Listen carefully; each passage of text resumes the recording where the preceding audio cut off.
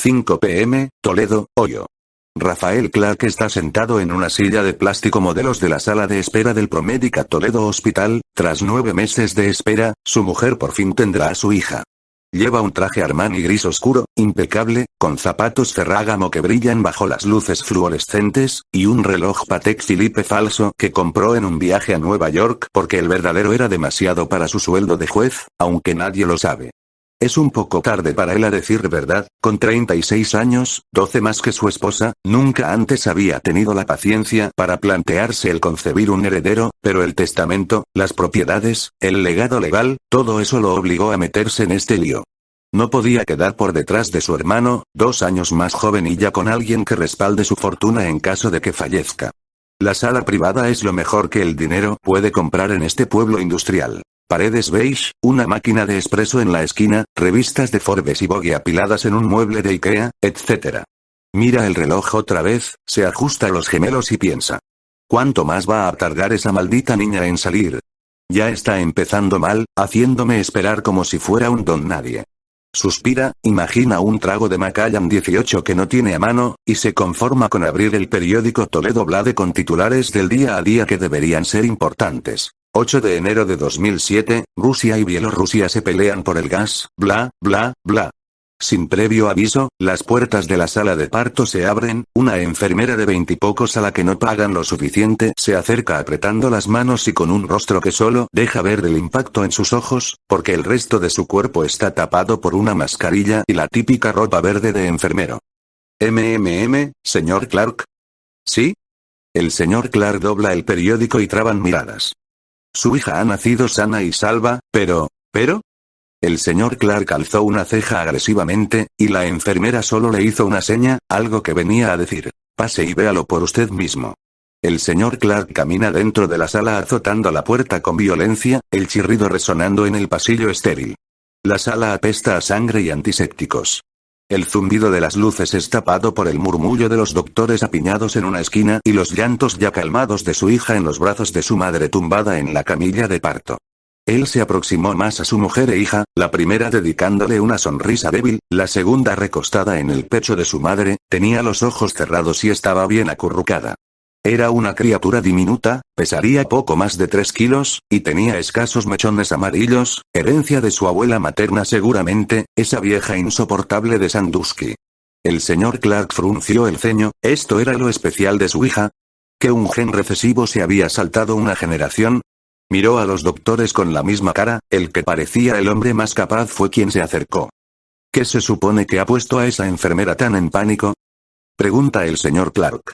El doctor miró sobre el hombro al señor Clark, después suspiró profundamente.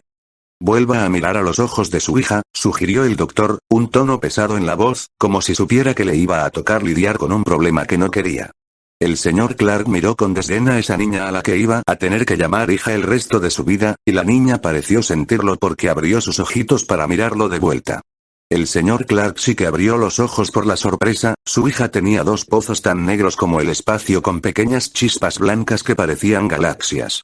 Si no hubiera sido porque tenía que guardar las formas, se hubiera girado, hubiera señalado a su mujer con el dedo y hubiera dicho, «Soputa, esa niña no es mía».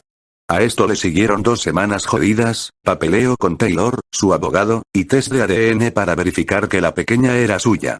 Un doctor tuvo que explicárselo a él personalmente con calma, resultados en una hoja con membrete del hospital. Compatibilidad del 99,9%, la hija era suya. Ella sufría de una deformidad biológica llamada aniridia, era un caso singular y extremo, donde todo el ojo había sido cubierto de negro. Curiosamente, esto hacía que su visión fuera ligeramente superior a la media, viendo todo en ángulos de 200 grados en horizontal y 180 grados en vertical, y quizás una capacidad inédita para ver mejor en espacios oscuros. Los pequeños destellos blancos de sus ojos eran partes de la esclerótica que no había sido tapada. Desgraciadamente, el señor Clark solo escuchaba. Deforme, ojos negros, imán de periodistas. ¿Es un fenómeno incurable, esa es la conclusión? Le pregunta finalmente al doctor, causando la risa de Taylor que apestaba a whisky de $20. Su hija es un milagro biológico, señor Clark, le responde el doctor. Milagro y lo que quieras, esa niña no sale de mi casa para que todo el mundo hable al verla, se ajusta los gemelos de plata, metal contra metal, mientras en un movimiento violento se pone en pie y abandona la sala. Pasan los días y Anael Clark ama a esa niña como la amó desde el primer momento. La mece en sus brazos, su cuerpo de madre primeriza apoyado en un sofá italiano de terciopelo verde. Le dice, eres mi ángel. Y no le importa lo que su marido o los trabajadores amargados de la casa piensen al verla con el pelo sudado y revuelto, peinando los ya crecidos mechones rebeldes de su hija, y recordando aquellas tardes antes de este horrible matrimonio, donde la vida era sencilla y su madre le peinaba el cabello con agua caliente mientras veían el atardecer. Ella también tenía un pelo rebelde, de gran extensión y que se abría fácilmente en las puntas, y no le importó tenerlo así un largo tiempo, porque su única preocupación era su hija, que desde su bautizo, se llamó Dina Angela Clark. Rafael Clark la repudiaba, a ella y a su hija a partes iguales. Resoplaba cada que escuchaba a su mujer hablando de milagros y piensa, ser un ángel no paga las cuentas. Aún así, el señor Clark miraba por las ventanas hacia las orillas del río Maumee con sus ojos grises, pensando que podía sacarle partido a esto. La niña podría ser útil, una mano derecha para las cuentas legales y las otras, las que no se declaran en impuestos. No un notario, no un socio, sino alguien de su sangre que no pueda traicionarlo. Tina crece en una mansión al borde del Maumee, una jaula de vidrio fino traído de Wisconsin y acero reforzado de la industria de Michigan. Siempre rodeada por esas verjas negras que parecen sacadas de un cuadro barroco, con sus flores cargadas y sus lanzas torcidas en la parte superior. Dentro las paredes son blancas, los muebles importados de Italia son apreciados por nadie, todo apesta a ambientador de pino y al agua del río más cercano. La señora Clark pasa tardes y noches enteras cuidándola, pendiente de los pañales, las comidas, la cuna, lo que se lleva a la boca, todo. Le peina el pelo cantando canciones de iglesia y tiene que usar el doble de maquillaje, porque su marido a veces murmura esa niña se está comiendo la poca belleza que tenías. El señor Clark apenas la mira, alejándose de la cuna como si le ofreciera donar a una asociación. Pero insiste en que Tina use gafas Ray-Ban desde los 4 años, $64 ajustados a su cara de niña, oscuras como el capó de su Lexus. Nada de fotos, gruñe, imaginando titulares que nunca pasarán. Hija de juez, un monstruo de ojos negros. La prensa no lo sigue, no tanto como él cree, pero él ajusta los gemelos y mira por las ventanas como si esperara un flash que lo ciegue. Y así crece Dina, en un suburbio residencial de clase alta donde los vecinos pasean perros de raza y se miran de soslayo preguntándose quién odia más a quién. A los 5 años, Anael empezó a darle dolor de cabeza al señor Clark, todo el día hablando de que Dina necesitaba ir a la escuela, aunque fuera una privada. El señor Clark estuvo insistiendo en contratar tutores, gente que le debía favores, abogados con deudas, contadores con secretos, tipos que no abrirían la boca sobre los ojos negros de su hija, pero la insistencia de su mujer estaba muy por encima de su paciencia y acabó dando su brazo a torcer para que se callase. Ese año, Tina fue inscrita a un colegio católico privado exclusivo de mujeres, llamado St. Michael's Academy. Una institución católica que hacía de colegio e instituto en las afueras de Toledo, cerca del lago Erie, fundado en el siglo XIX por la Orden de las Hermanas de San Miguel. El señor Clark tuvo que tirar de contactos judiciales y órdenes para proteger a su reputación de esa prensa ficticia que seguía a su hija, y movió los hilos para que Dina no se quedase allí como en un internado. Lo último que necesitaba era a su mujer llorando porque iba a estar más de 24 horas sin ver a la cría. A los 8 años, Tina ya era consciente de en qué parte del mundo encajaba. En ninguna. Su rutina era despertar en una cama de $200, asistir a clases, biblioteca para no hablar con la gente, comedor para tragar patatas recalentadas en bandejas de plástico, clases otra vez, biblioteca otra vez y ser llevada por algún mayordomo en el Lexus negro, regresar a casa a estudiar con algún tutor privado o pasar tiempo con su madre antes de ir a dormir y repetir el ciclo.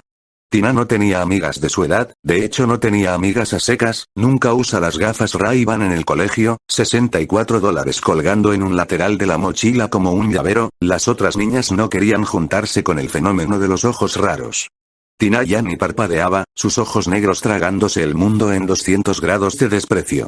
El señor Clark prefería fingir no verla, ajustaba los nudillos de plata si coincidían en los pasillos. Maisha, la secretaria de su padre, una mujer de 20 y pocos que parecía que se duchaba con perfume Chanel, siempre la miraba con una sonrisa torcida.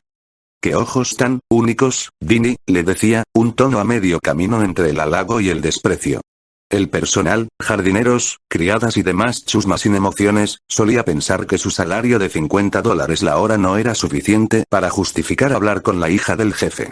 Lo único que le quedaba eran los libros, le fascinaba la historia y los animales, su favorito era el oso polar, grande y poderoso, un pelaje blanco y unos ojos igual de negros que los suyos.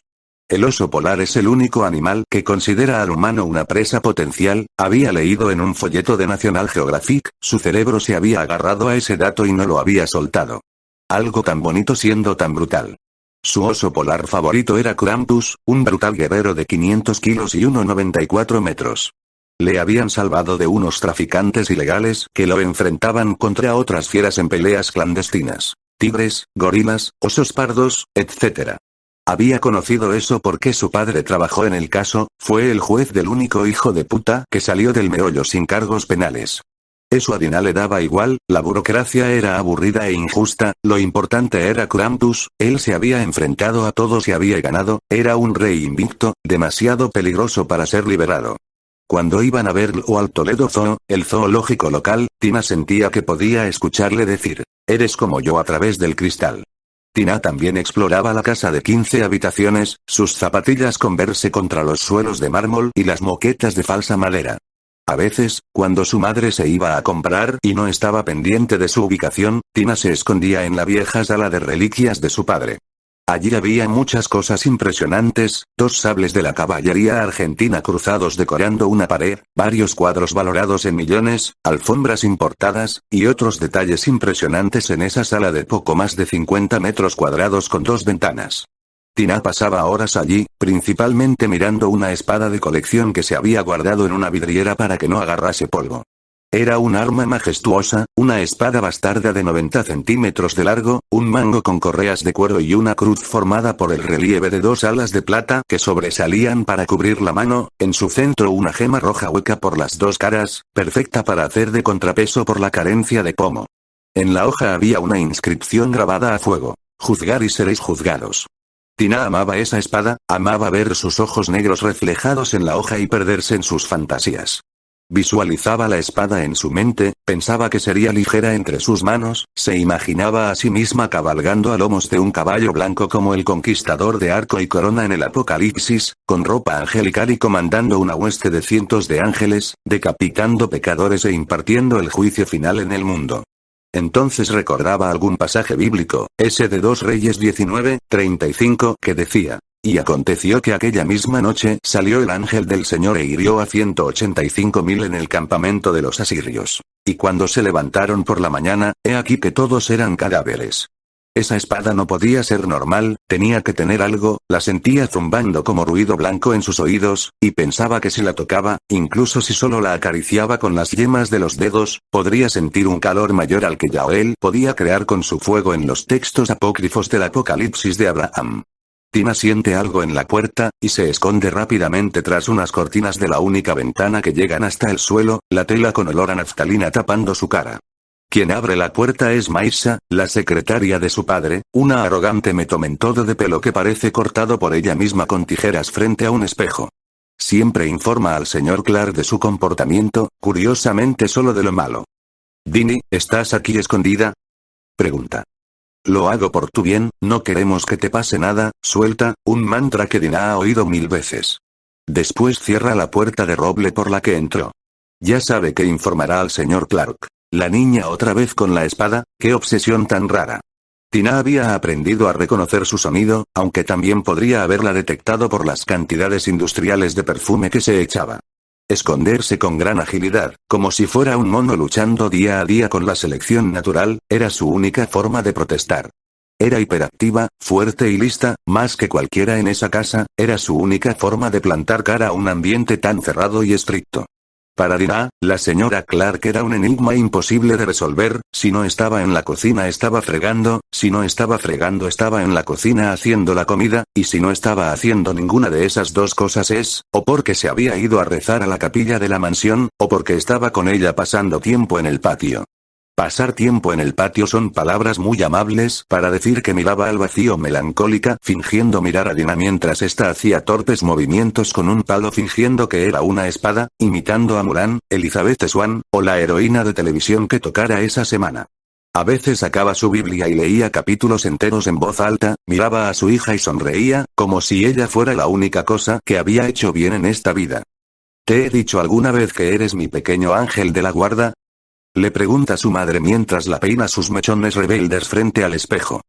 Jeje, sí, dices eso todos los días, madre, responde Dina, mirando a su madre sonreír en el espejo. No quiero que se te olvide. A los 13 años, lo único que parecía cambiar de la vida de Dina es el curso al que asistía y el vecino de al lado, se llama el señor Otis, hermano de alguien con un hijo autista o algo así, y le habían echado de su casa porque su puto perro Doberman siempre está dando problemas, o esos eran los chismes que se murmuraban. Cuando el mundo parecía que no podía ser más aburrido, un chino se comió un ratón con alas en un bar, y una pandemia mundial obligó a Dina a pasar aún más tiempo en su casa, ya ni siquiera podía perderse en la biblioteca del instituto, solo le quedaba el patio de su casa, la sala de reliquias y el salón, porque en cualquier otro sitio estorbaba. Sábado 15 de agosto de 2020, Toledo, Ohio. 14:30, la señora Clark está en la cocina preparando la comida favorita de Dina, algo que la tendría ocupada media hora más. El señor Clark sabía esto, por eso se había encerrado en su despacho para hablar de negocios con Maisha, paredes insonorizadas y persianas cerradas, todos haciéndose los tontos, como si no fuese evidente lo que pasaba allí. Dina lo sospecha, el perfume Chanel de Maisha en la camisa Armani de su padre no miente, pero prefiere el patio, el césped impecable y la verja negra que la separa del mundo. La joven de ojos negros y pelo rubio perdía su tiempo en el patio armada con una rama de olivo que había sacado de las reservas de leña, 40 centímetros de madera gruesa que silbaba cuando golpeaba con ella en arco. Hoy resplandecía como el clima, llevaba unas Converse blancas, un chándal Adidas de $40 y camiseta blanca de mangas cortas sin marca registrada. Se sentía como un ángel tirando golpes al viento, pisando la hierba del césped impecable, moviendo sus pies en ángulos que parecían más breakdance que esgrima, encerrada tras la verja que le separaba de la casa del vecino y su chucho molesto. El patio de Dina era modesto si se comparaba con el resto de la casa. Tenía un camino de grava hasta la puerta de la entrada, un álamo plantado solitario en el centro, un vigía grueso e inmóvil traído desde Chile, de resto, solo se podría señalar el cobertizo y los rosales que se cuidaban una vez al día para que absolutamente nadie los mirase, a grandes rasgos solo servían para tapar las paredes bajas y las partes con peor mantenimiento de la verja. Más allá de los límites del jardín estaba el patio trasero del señor Otis, hierbajos que no habían sido cuidados desde que llegó, todo lo que tenía era un porche con una mecedora hecha con madera que ya era vieja en el siglo XIX y cagadas de su perro, si te acercaban a menos de 1 metro lo único que se podía oler era orina y Marlboro de $6 el paquete. Menudo milagro que hoy no esté el perro ladrando mientras entreno, piensa Dina al terminar de dar un golpe al grueso tronco del álamo que ni siquiera sacude las hojas en su copa. A Dina le parece que escucha algo, mueve su visión hasta la periferia de su hombro y lo nota, unas orejas cortadas y levantadas en un ángulo perfecto para acechar a cualquier persona que no tuviera la vista tan desarrollada como la suya. Ella tiembla, no puede ser lo que se imagina, no puede ser que el Doberman del vecino se haya metido en su patio, pero su vista horizontal también detecta un rastro de ramas rotas y hojas, el puto perro ha roto la parte más gastada de la verja y ha entrado con el único propósito de acabar con la niña de enfrente que siempre lo amenaza tirando ramazos al aire.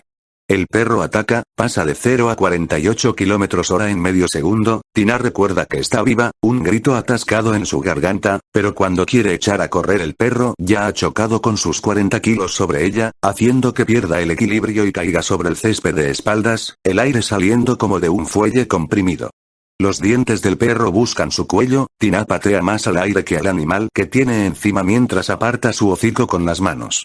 Dina consigue rodar balanceándose sobre su lateral derecho, quitando las patas y llegando a la grava que rasga sus codos y rodillas. El perro recula, y Dina, con más instinto que precisión, le pega con el palo en la cabeza, sus músculos tensos como los hierros de un puente, sin soltar su única arma. Las orejas cortadas del Doberman tardan poco en dejar de temblar y vuelve a poner su objetivo en la cría de 13 años, ahora mostrando más los dientes y unos ojos que solo quieren sangre. ¡Ayuda!, grita Dina. El perro está en el patio. Perro en el patio. Sus súplicas caen en saco roto, nadie va a oírla gritar, los empleados están en sus propios asuntos, su madre escucha algo de música en su Sony portátil de $50 en una cocina demasiado alejada del patio y su padre, bueno, su padre no le ayudaría ni aunque llevase una 9 milímetros en el bolsillo, solo se iba a ajustar sus gemelos de plata y diría, es tu problema, soluciónalo tú, mientras Maisa ríe tras las cortinas. El perro cargó de nuevo, desde menos distancia, los reflejos de Dinah le fallaron y el palo solo golpeó el costado del animal. Sintió los dientes hundiéndose en su piel, cortando sus venas como cuchillos, una profundidad que llegaba a la pulgada y ejercía 230 libras de presión. Dinah soltó el palo y cayó de espaldas otra vez, sus ojos mirando al cielo y pensando que nadie vendría a salvarla.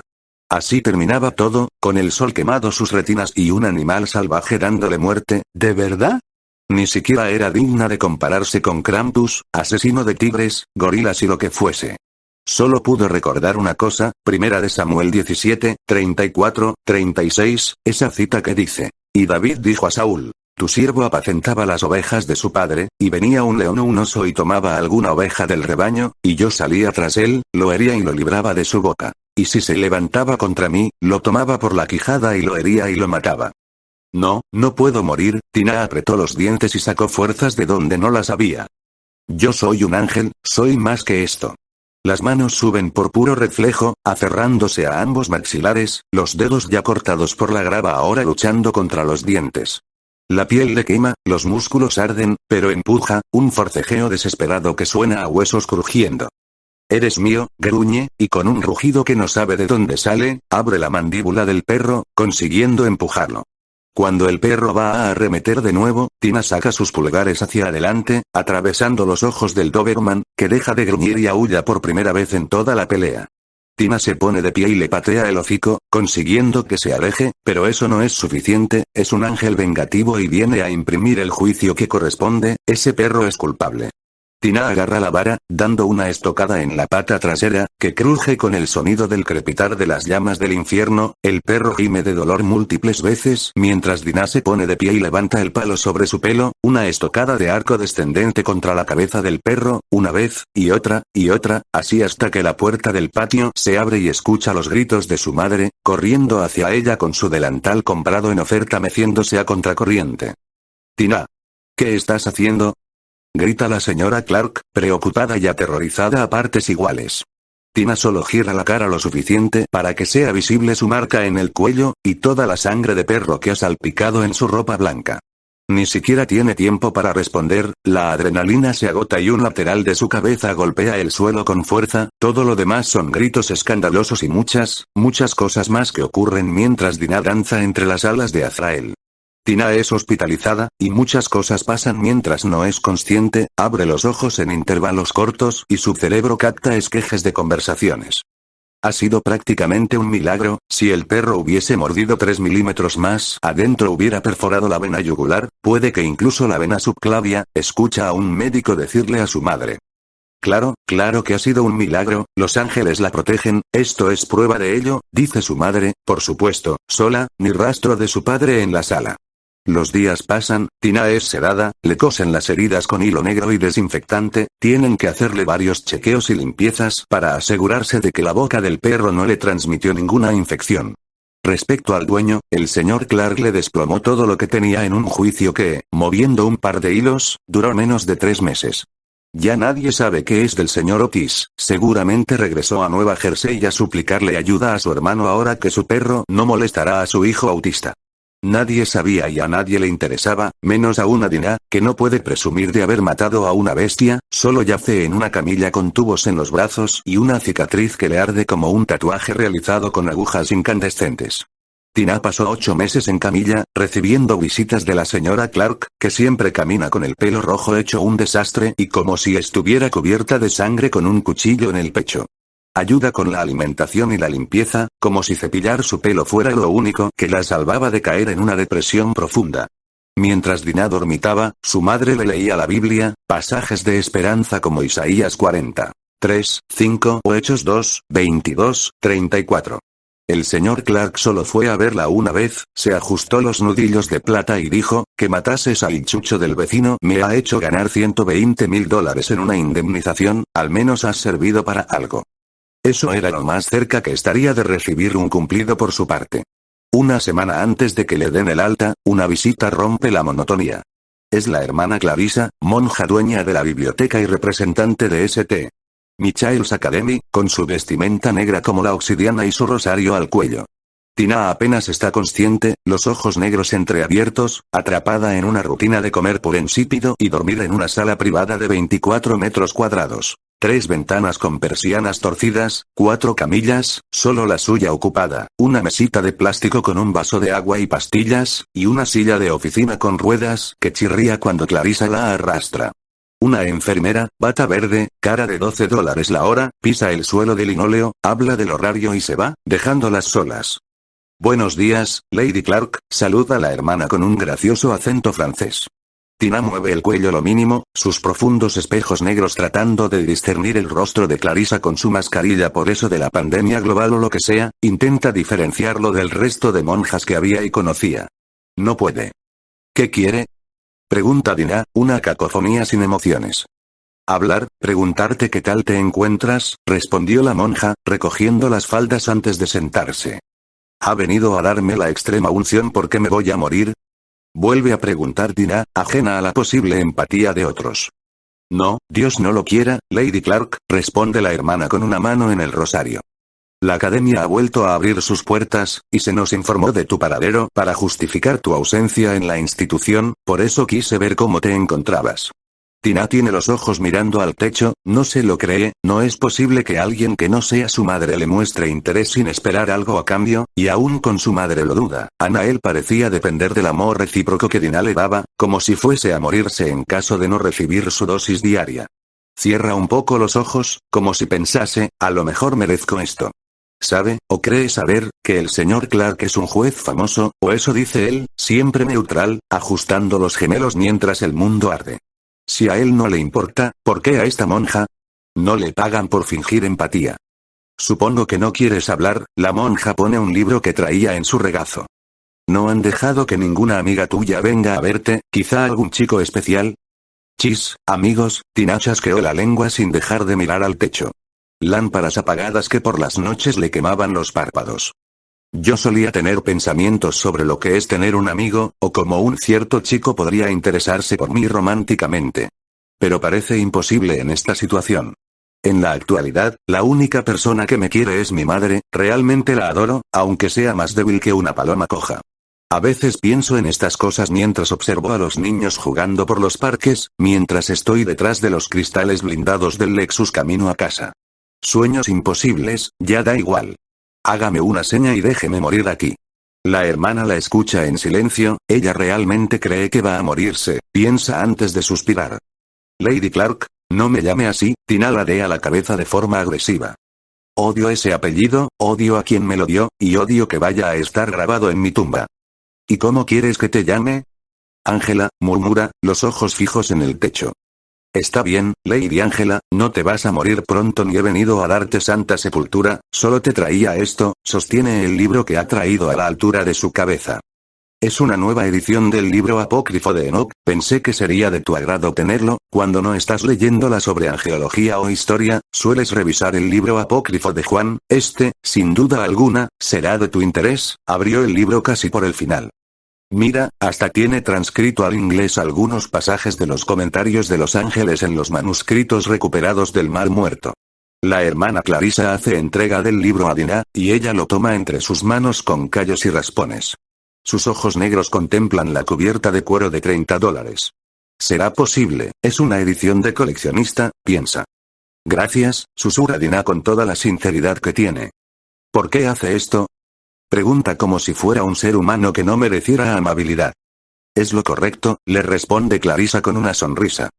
No, no lo es, usted no debería perder tiempo en un fenómeno como yo, a Tina se le quiebra la voz, sus uñas clavadas en el cuero del libro.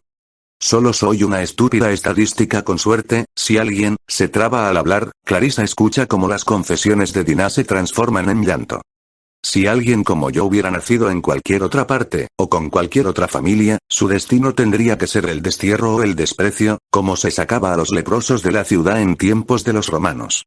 Yo no merezco a una madre que me quiera, ni vivir encerrada en una mansión, ni siquiera un regalo tan caro. Abrazó el libro contra su pecho, ya no podían arrebatárselo.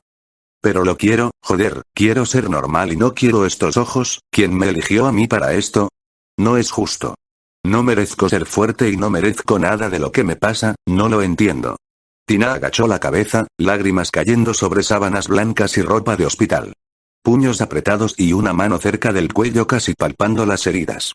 La hermana Clarissa se arrimó más, evitando el contacto físico para no agobiar a Tina, pero permaneciendo cerca como apoyo. Lady Angela, les voies du Seigneur sont impenetrables, le dice en su natal francés. No sabemos por qué nos puso aquí, pero eso no quiere decir que no sepamos nuestro propósito. ¿Qué propósito? Gruñó Tina. Los monstruos como yo tienen que estar en los zoológicos o en el circo. Te equivocas, pequeña, se ven más ángeles en los hospitales que en las iglesias. Tina queda en silencio, mirando de refilón a la hermana que le sonreía, de la cual solo podía ver los ojos. La enfermera de antes entra al rato, el tiempo de visitas de hoy ha concluido. Una semana después, con el alta firmada y las piernas respondiendo como si no hubieran estado muertas 8 meses, Tina camina por los pasillos de St. Michael's Academy, zapatillas Converse blancas de $60, chocando contra azulejos opacos que no han visto cera desde los 90. A su derecha, taquillas grises con candados oxidados. A su izquierda, chicas con uniformes de $60 murmuran.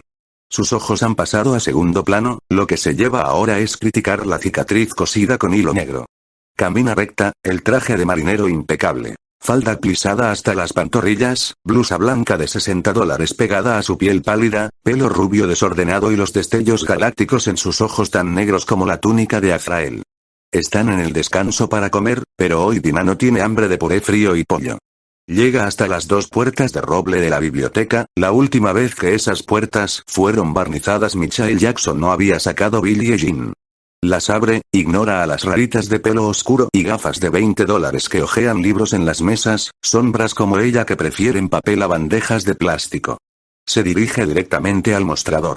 La hermana Clarissa está allí, revisando algo en su ordenador de tubo cuya actualización más nueva era el buscaminas, y ladea un poco la cabeza con una sonrisa cuando ve a Tina acercarse. Buenos días, Lady Angela, un gusto ver que ya estás mejor. Saca sus manos del teclado y las posa en el escritorio de Abedul, piensa que Tina viene a sacar algún libro. Buenos días, Tina se detiene a exactamente 3 pies del borde del escritorio, sus ojos negros examinando el rostro de la monja. ¿Necesitas ayuda? Pregunta la monja de cerca de 56 años, extrañada de no ver que porte algún libro. Tina rebusca en el pequeño bolsillo de su falda, saca $240 en metálico, 3 semanas de paga arrugadas apretadas por su puño, y los deja sobre la mesa con el respeto que se usa para dar las ofrendas en misa. Este es el precio del libro que me dio y $10 extra, quédeselo y quedemos en paz, porque no voy a devolverle el libro de Enoch. La hermana Clarissa se ajusta las finas gafas de lectura que llevaba al puente de la nariz, usadas para no dejarse los ojos leyendo en la pantalla. Luego mira a Tina, piensa que tal vez, este buen gesto no lo hace por voluntad, sino porque le obligan sus padres, así que ni toma el dinero, ni menosprecia el acto. Lady Angela, no tienes que pagarme, ni hablarme con el respeto que se les da a las damas en el teatro de Molière. El libro que te di es un regalo, solo disfrutar de él. Tina entrecierra un ojo como si buscase huecos legales antes de firmar un contrato. Insisto, dice con el tono más cortés que tiene. Yo insisto en rechazarlo. La hermana Clarissa apuntó con su mirada al final de la sala de la biblioteca, mirando una zona donde se habían empezado a formar goteras. Mas si tienes ganas de ayudar, busca a la directora Matin y dile que quieres darle este dinero para que arregle las goteras, seguro que en el próximo temporal de primavera se duplican. Tina frunce el ceño, un filo de insulto cortándole las tripas. Por una vez intenta ser amable con alguien que no es la señora Clark, y le dicen, gástatelo en caridad, niña, como si sus $240 fueran limosna de mendigo. Recoge el dinero en un movimiento rápido, casi rabioso, y la blusa se sube, revelando un bulto bajo la falda. Una vara de madera de 30 centímetros, gruesa como un leño, metida entre la tela y su piel. Clarissa lo ve, el ojo francés afilado cual halcón. ¿Qué es eso? Pregunta la monja señalando al costado marcado en la tela. Nada, Tina baja de inmediato su camisa, pero la marca, una vez vista, es imposible camuflar de nuevo. ¿Tienes un palo guardado en la ropa? Pregunta la monja mirando por encima de sus gafas. Bueno, Tina intenta hablar, pero el calor que le sube y sonroja le impide emitir palabra. Me hace sentir segura. ¿Es una especie de bastón cané para defensa? No, masculla Tina, ya atrapada y sin escape. Es solo un lecho que tomé de las reservas para la chimenea. Tina lleva una mano al cuello, dedos rozando la cicatriz, los hilos negros cosidos como alambre de púas bajo la piel. La sangre vuelve a su mente, la suya, la del perro, caliente y pegajosa, salpicando su camiseta blanca mientras el palo aplastaba un cráneo. Clarissa lee el gesto, los labios apretándose en una mueca, y sopesa antes de hablar. No estás en ningún club, ¿verdad? Tina niega, los ojos negros bajando a las patas del escritorio. ¿Y te interesa la defensa personal? Pregunta la monja. Tina solo atina a encogerse de hombros, un movimiento que dice no sé, no me importa. Si quieres, pásate por aquí antes de que te vayas a casa, tal vez tenga algo que sea de tu interés, y no es otro libro. Clarissa le echó una sonrisa de complicidad a Tina que ésta vio en el borde oscuro de sus 200 grados de visión. Bueno, suspiró antes de irse a clases, porque no iba a comer, no le quedaba apetito. Cuando el timbre del fin de clase suena, todas se levantan y se van, hablando de lo que harán ese día, o el fin de semana, o de lo que harán en las actividades extraescolares. En la clase vacía de escritorios verdes y luz taciturna solo queda Tina, que recoge todo en su mochila con parsimonia, su movimiento es algo más mecánico por el palo en su costado, pero naturalmente, nadie lo ha notado, porque en esa escuela solo es la niña del cuello cosido, o la rara de los ojos. Solo si fuera la rara del pal o alguna niña tonta como Stephania Miller, la millonaria engreída que no le dirigía la palabra, se hubiera fijado para burlarse. Tiene un pensamiento fugaz, Estefanía y sus dos coletas de niña rica muerta por culpa del Doberman, sangre goteando en un charco y sus ojos mirando al cielo. Tina se ríe y piensa eso le pasaría a cualquiera en esta clase, pero no a mí. Se ajustó las correas de la mochila a los hombros, salió a los pasillos ya vacíos, y echó un vistazo al camino que le llevaría a la salida. Esperar 10 minutos entre los cedros de la entrada hasta que el Linux de su padre llegase y el chofer le diera una voz, un camino de 20 minutos que se hacían eternos mientras el conductor se quejaba de cómo el terreno le arruinaba los bajos. Dio una vuelta en semicírculo, sus zapatillas arrastradas en el suelo, y se encaminó hacia la biblioteca, su cara decía mínimo veré que quiere. No tiene que entrar a ningún sitio, desde la esquina al girar en el pasillo, puede ver a Clarissa que estaba hablando con otra monja, más alta pero también más joven, se le veía en la cara. No hablaban en inglés, tampoco era el francés natal de Clarissa, era un idioma que sonaba más agresivo, alemán. La hermana Clarissa nota a Tina en el reflejo de sus gafas, y le hace una seña con la mano para que se acerque. Ella lo hizo sin mucho ánimo, pero lo hizo. Tina contempla a la monja más alta como si fuera un monumento salido de la nada, manos con callos, cara de pocos amigos y la misma ropa que el resto de hermanas en la academia. Siente que la mira como si ya la odiase, y ella tampoco malgasta tiempo sonriendo o dando los buenos días. Lady Angela, deja que te presente a la hermana Teresia Brown, es nuestra secretaria.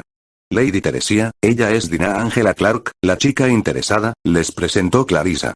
Genial, otra secretaria más en mi vida, piensa Dina. Nunca había visto a Teresia antes porque nunca había tenido que pasar por la secretaria del director, pero tenía experiencia con Maisa como secretaria arrogante de perfume caro y eso le parecía suficiente. Un gusto conocerte, dice Teresia, acento alemán sutil. Estira una mano que Dina estrecha por protocolo. Se siente diminuta, esta mujer tiene que medir como 1,80 m o así. Ella en su juventud estudió esgrima, y puede enseñarte, agrega Clarissa. Los ojos de Dina relampaguean, pero no dice palabras. Teresia le estira la mano señalando la vara. ¿Puedo verla? Tina sabe que si se niega pueden expulsarla por portar un arma contundente dentro de la institución, así que con dedos algo temblorosos saca la madera de su blusa y se la entrega a la monja de acento alemán. La hermana la sopesa con manos expertas girando hacia un ángulo vacío, una mano doblada hacia la cadera.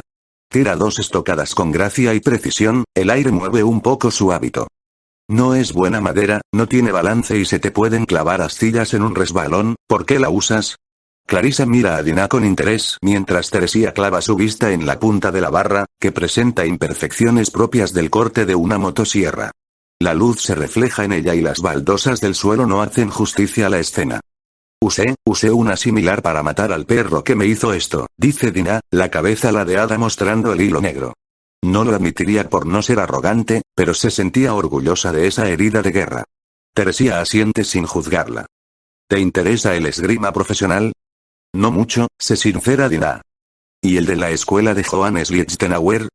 Tina no responde, y Clarissa también tiene cara de estar perdiéndose. Es un esgrima más enfocado en la guerra con espadas largas, como la espada de mano y media. Tina se encogió de hombros y desvía un poco la vista, seguramente el Lexus ya estaría en la puerta, y el chofer era capaz de irse sin ella. ¿Tienes prisa? Me esperan para ir a casa. Teresia le entregó la madera de vuelta. Si te interesa, informa en tu casa que te unes mañana a un club, y pásate por el deportivo cuando terminen las clases. No va a ser todo la mera azúcar, pero puedo enseñarte algo. Tina asiente y da las gracias, escondiendo de un movimiento eficiente la madera bajo la blusa. No lo sabía, no tenía forma de saber que su vida iba a mejorar, solo estaba preocupada de cómo le explicaría a la señora Clark que la secretaria del director quería hablar con ella después de clases para enseñarle esgrima. Tendría que inventarse algo. A la tarde siguiente Dina camina hacia el deportivo con el entusiasmo de todos los días, ninguno. Sus zapatillas Converse blancas de $60 pisan el suelo con cautela, cada paso un roce contra baldosas rayadas que nadie ha fregado desde que Reagan era presidente. Las gafas Ray-Ban cuelgan de un lateral de la mochila enganchada solo por una patilla. Su cabeza se mueve un poco hacia los laterales solo para ver taquillas ya cerradas hasta el día siguiente o ventanas con el inicio del atardecer. Hoy no trae el palo escondido en sus ropas, pero lo añora como se añora a un perro que siempre volverás a encontrar en casa, un perro de cualquier raza, menos un Doberman. Volvería a matar un chucho así si pudiera. Las mismas raritas que vio ayer en la biblioteca a la hora de comer ahora llevan un libro entre los brazos, son el club de lectura y charlan sobre la tercera parte de una saga llamada Nacidos con Brumas o algo así. Algunas giran la cabeza cuando la notan, como si fuera una paria que no merece conocer el secreto de sus manuscritos. El club de baloncesto, chicas altas como cedros, sudaderas Nike de $70 y Jordan en cada pie, aprovechan su altura para pasar de largo frente a ella, como si les molestase tener que compartir destino, o respirar el mismo aire en el deportivo. Tina, quiera o no, lo ve todo con sus 200 grados de visión, y en realidad, algo de ella detesta que no la acepten, mientras que otra parte reconoce que tampoco ha intentado hacer nada para encajar. Estas idiotas no merecen ni migajas de mi gratitud, piensa mientras queda rezagada y su vista baja al suelo. Abre la puerta sorprendentemente bien engrasada del deportivo, le recibe un aire que apesta a sudor y suelo sin fregar, las tablas tienen algo de carcoma y lo único que se escucha es a las chicas jugando. Oye, pásame, Kessler defiendes menos que una reja abierta, menudo triple amiga, etc. Tina solo pone una cara de circunstancias, y escanea la zona para encontrar a Teresia. Solo hay dos monjas, una más joven, de 30 y tantos, con un silbato al cuello que regula el partido de baloncesto, y la mujer titánica de hábito azabache sentada en las gradas leyendo algo que seguramente es Santo Tomás de Aquino. Tina camina hacia ella con brazos balanceantes y vista agotada, como odiaba el ruido de zapatos chirriando y compañerismo adolescente, ese que nunca había sentido porque en las clases de educación física nadie quería jugar en equipo con ella y siempre ponían a alguien obligada. Buenos días, Lady Angela, dice Teresia, levantando la vista de la lectura en cuanto la ve. Buenas, refunfuña Dina, la cicatriz del cuello tirando como si los hilos negros quisieran abrirse. ¿Qué sucede, Lady Angela? Noto que estás en el cubo. ¿Cómo? Los ojos galácticos de Nina se abrieron reflejando duda.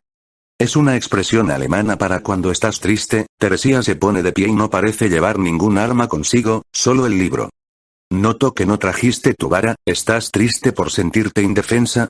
Tina aprieta los labios, pensando esta mujer lee emociones como un ladrillo lee poesía, aunque pudiera ser que solo está tomando a prueba su paciencia. No estoy triste, dice la chica, su lengua vacilando un poco sus palabras, buscando cambiar de tema de inmediato. ¿Vamos a entrenar aquí donde todas nos miren? Tina miró a la pista, a ese grupo diverso de chicas que le sacaban 4 o 5 años, que pivotaban y hacían pases, y tiraban a canasta desde el centro del campo, festejando incluso si no hacían un triple. La verdad es que no les hubieran notado si empezaban a hacer cabriolas en el sitio, pero sus ojos ya la habían hecho ganarse apodos, su cuello todavía más. Verdaderamente lo último que necesitaba es que la conociesen como la rarita que hacía esgrima con las monjas. No, no practicaremos aquí, explica Teresia. Tina siente como si le quitasen una estaca del pecho. Solo pensé que este lugar sería más accesible para que pudieras encontrarme. Hizo un ademán con la mano que indicaba sígueme. Caminan por 5 minutos hasta llegar a una parte de la institución que parecía haber sido construida y abandonada el mismo año que Dwight D. Eisenhower tomó el cargo de presidente. No había electricidad ni lámparas en esta zona, tampoco taquillas, lo que indicaba que era un espacio intermedio entre la institución de enseñanza y el internado, quizá construido con la única intención de albergar más clubes extraescolares que nunca tuvieron éxito. Se detienen frente a una puerta de plástico duro y la hermana Teresia saca una llave de la manga de su hábito y abre una cerradura que chirría como si estuviese enferma, demasiado óxido y fracaso en una cosa tan sencilla. La habitación que había dentro era una sala de suelo acolchado donde solo había un único estante del que colgaban 16 espadas de madera. Teresia hace un gesto de cortesía para que Dina pase y esta entra rascándose un poco la cabeza. El lugar está frío por la falta de calefacción y el único sol que entra por la ventana no hace que el lugar se sienta acogedor en absoluto. Esto parece una mazmorra medieval, susurra la joven. No estoy de acuerdo, comenta Teresia mientras camina sin prisa hacia el único mueble de la habitación. Esas construcciones eran de piedra sólida, generalmente ubicadas bajo tierra, y te aseguro que podían tener menos humedad que toda esta sala. Tina alzó los ojos para encontrarse una visión de 200 grados de techo de escayola con grandes charcos húmedos. Si la biblioteca que estaba bien mirada ya tenía sus manchas, lo raro es que aquí no creciese el musgo por las paredes. Teresia saca a Dina de su ensimismamiento entregándole una espada de madera gruesa, tenía empuñadura, pomo y cruz, pero la hoja tenía bordes marcados que además habían sido cubiertos con una capucha de espuma de poliestireno para que los golpes no doliesen, aunque dolerían igual si llevaban demasiada inercia. Lamento no poder ofrecerte ningún traje protector, dice Teresia mientras Dina sopesa la madera y ve que solo pesa un poco más que el palo que traía el otro día. No tengo intención de darte una lluvia de palos, así que mientras no tengas esa intención conmigo, todo estará bien. Se suponía que era una broma, pero Dina no se rió, seguía sosteniendo la espada de madera y espuma como si su alma estuviese en juego. Tina recuerda el último gemido del perro antes de aplastar su cabeza, solo estaba en su jardín jugando como siempre y fue atacada, terminando casi muerta. Esta madera no era la de aquel día, no se sentía igual que la de aquel día, era mejor y tenía un conflicto interno por no saber cómo sentirse al respecto. Había matado a un ser vivo como Sansón mató a un león, y le habían dado una recompensa. ¿Así funcionaba el mundo? ¿Sucede algo, Lady Angela? Pregunta la hermana. No, Tina siente un ardor en las punzadas del cuello pero sonríe igual. Esto es glorioso. ¿Qué sabes de las espadas? Pregunta Teresia, un tono más frío que esa sala sin calefacción. Tina abre sus ojos negros y deja su mente en blanco. Eran el arma principal de los caballeros medievales, simbolizaba la nobleza y honor de un caballero, y estaban hechas para matar. Error. Grita firmemente Teresia con una voz de coronel. Tina hace resonar sus Converse en el suelo al recular hacia atrás por el susto. La hermana tira su espada al suelo, y la mira al hablarle, adelante espada, mata a alguien. Tina solo podía contemplar esto cual si fuese una obra de arte abstracto que no había estudiado. Por razones evidentes no se movió hasta que fue recogida. Las espadas no están hechas para matar, pueden matar, pero están hechas para proteger y protegerse, como toda buena disciplina. Tina asiente, aún a 2 pasos de distancia. Teresia le pide que deje la mochila en el mueble al lado de su libro, iba a empezar ya la lección. Así lo hace, de inmediato Dina toma su espada con 2 manos e imita la guardia que está haciendo la monja. Si quedaba miedo con su cara sería curtida por los años, verla tan alta y armada, era como contemplar al villano de la película enfrentándose contra el secundario cómico sin poderes. Ataca lo mejor que sepas, le dice Teresia. Pero yo no sé, vacila un poco Dina. Eres joven, y más ágil que yo. Teresia levanta la espada sobre el hombro derecho, con la punta hacia arriba. Muéstrame lo que tienes y yo te enseñaré lo que te falta. Tina no las tenía todas consigo, las manos casi empezaban a sudarle y en su mente repasaba si había sido buena idea decirle a su madre que hoy tenía una actividad de aprendizaje extraescolar, que visto lo que estaba sucediendo no era una mentira, pero era una verdad a medias que la hacía sentirse culpable. Pensó en su madre entrando por esa puerta y gritando detener todo. Detener todo. Esto es una locura. Luego imaginó a su padre pasando por el pasillo, sus ojos grises que parecían siempre mirarla decepcionado, ajustando sus nudillos de plata mientras Maisa le sigue como un perro faldero. ¿Qué diría él? Nada, solo se decepcionaría como cada vez que la encuentra y no está encerrada estudiando matemáticas para ese supuesto gran futuro que le espera como contable al servicio de su abogacía. Tina canaliza esa rabia en todo su cuerpo, cierra los ojos y la utiliza como motor, entonces llega hasta Teresia en los 2 pasos y recibe un maderazo en la cabeza que no ha visto venir por ninguna parte. Oh, Tina retrocede paso y medio, Teresia mira con templanza sabiendo que no le ha hecho nada grave. Esta es la guardia Bontag, Teresia repite la pose que tuvo antes del golpe. Pose ofensiva para golpes descendentes. Prueba otra vez. Tina probó otra vez, 40 veces seguidas, y cuando creía que había dominado una postura, Teresia sacaba otra y la dominaba en un sencillo paso. Puede que pasase 1 hora, puede que pasasen 2, Tina no lo sabía, y tampoco sabía cómo explicarle a su madre las manchas de sudor en la ropa, a decir verdad no podía importarle menos, ni siquiera los puntos en su cuello le molestaban. Arremete otra vez, un tren descarrilado de adrenalina y rabia, Teresia la espera con los pies firmes en el suelo acolchado, una cara sin rastros de agotamiento y la espada a la altura de la cadera apuntando hacia ella. Tina finta en un ángulo lateral a la derecha, Teresia se desliza en una sola zancada, sus manos empujando una estocada que Tina ve. Es un golpe rápido que podría haber llegado desde un punto ciego para cualquier otra persona en el planeta, pero para Tina no, lo siente, la periferia de sus ojos lo ve. Pone su espada en vertical con la punta hacia el techo, detiene la fuerza de la estocada con el mango y la cruz, y gira sobre su eje para llevar un golpe de mediana potencia directamente contra la mandíbula de la hermana. Los brazos cansados de Tina, el movimiento sin práctica, y la funda protectora hacen que el golpe no duela, pero aún así Teresia zapatea un poco hacia atrás, y se lleva una mano a la mejilla que ha sido tocada.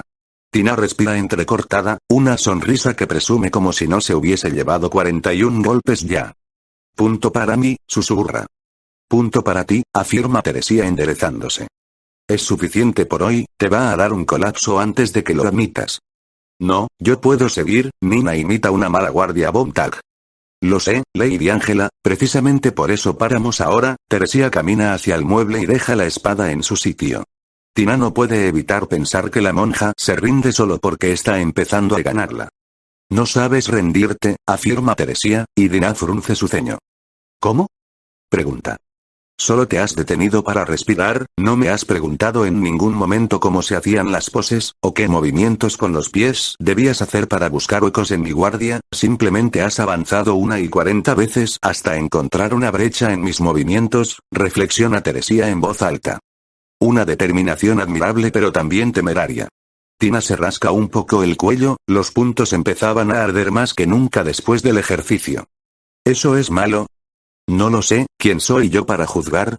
Tina sintió que se quedaba sin aire al escuchar esa respuesta, su madre la juzgaría por esforzarse demasiado sin tomar en consideración los riesgos, su padre la juzgaría por existir, y Maisa la juzgaría sutilmente por esa impulsividad infantil que no iba a ninguna parte. ¿Volverás mañana? Pregunta la hermana Teresia. Sí, responde Tina tras sopesarlo. Volveré y aprenderé cómo se debe. Y yo te enseñaré cómo se debe, el extenso brazo de la hermana le entregó la mochila. Hasta mañana, Lady Angela, estaré aquí esperándote. Hasta mañana, hermana Teresia, Tina hizo un gesto de agradecimiento y despedida. Tina corre en dirección a las duchas del deportivo, se quitará el sudor, se pondrá ropa de repuesto, e inventará otra excusa para explicárselo a su madre de camino a casa en el Lexus negro conducido por ese chófer que cobra $21.000 al mes y les sale gratis ser un antipático.